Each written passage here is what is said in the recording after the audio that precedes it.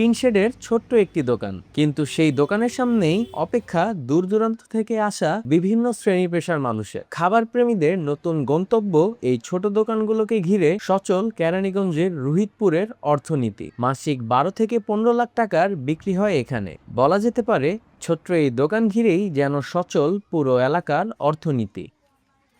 হ্যাঁ, বলছিলাম ইনসার আলীর খুদের ভাকার কথা। দোকান ছোট হলেও এর নামডাক এখন ছড়িয়ে পড়েছে সারা দেশেই। খুদের ভাত, কয়েক পদের ভর্তা আর ডিম ভাজির এই আয়োজন এখন খাবার প্রেমীদের কাছে এক অন্যরকম অভিজ্ঞতা।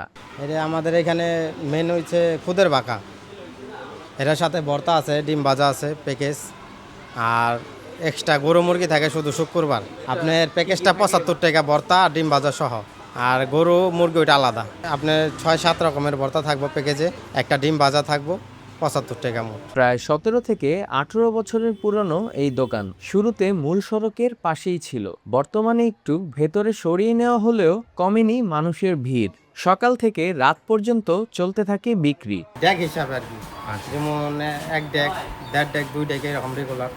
আর শুক্রবার দিন বন্ধের দিনে আপনার দেখা গেছে 5টা-6টা এরকম যায়। প্লেট আপনি ধরেন 1 ডেকে 80 প্লেট, প্রতিদিন 200 প্লেটের মতো। আর আপনি শুক্রবারে ধরেন 500-600 প্লেট। খুদের ভাকার সঙ্গে পরিবেশন করা হয় আলু ভর্তা, মরিচ ভর্তা, সরিষা ভর্তা, ধনিয়া ভর্তা সহ নানা স্বাদের আয়োজন। শুক্রবারে থাকে গরু ও মুরগির মাংসের বিশেষ ব্যবস্থা। খাবারের পর দই, মালাই চা আর নানা পানীয়ও পাচ্ছেন ক্রেতারা। আমি মিরপুর 2 থেকে এসেছি। জি, ভাকা খাওয়ার উদ্দেশ্যে এসেছি। খুবই মজা ছিল। সচরাচর আমরা যেভাবে খাই ঘরোয়া রান্না, ঠিক এরকমই ছিল। আমি এখানে 75 টাকার প্যাকেজটা নিয়েছিলাম। খুদের ভাগা ছিল এবং তার সাথে ডিম ভাজি, 5 রঙের ভর্তা ছিল, আলু ভর্তা, ধনিয়া পাতা ভর্তা, সরিষা বাটা, মরিচ ভর্তা, কালো জিরা। এখানের মধ্যে আমার কাছে সবচেয়ে বেশি ভালো লেগেছে মরিচ বাটাটা, কারণ আমি ঝাল একটু বেশি পছন্দ করি।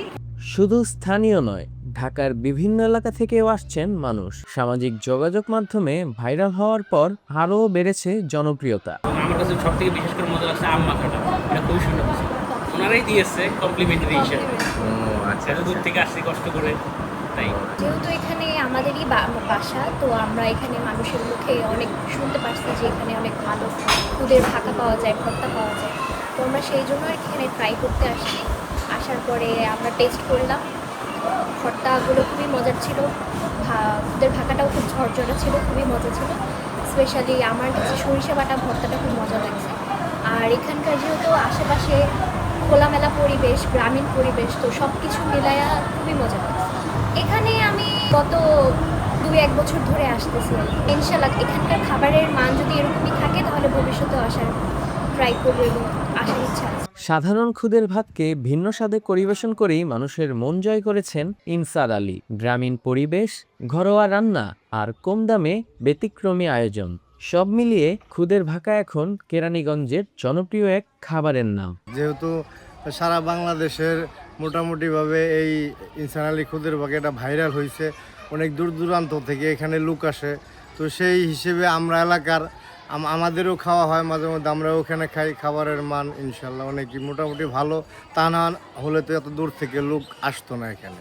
একসময় সাধারণ মানুষের খাবার হিসেবে পরিচিত ছিল খুদের ভাত। আজ সেই খাবারই হয়ে উঠেছে ভাইরাল এক ব্র্যান্ড। গ্রামের সাধারণ খুদের ভাতই আজ হয়ে গেছে মানুষের জন্য নতুন অভিজ্ঞতা। তবে প্রশ্ন হলো, এভাবে কি দেশের অন্যান্য সাধারণ খাবারগুলো একদিন হয়ে উঠবে বৈশ্বিক ব্র্যান্ড?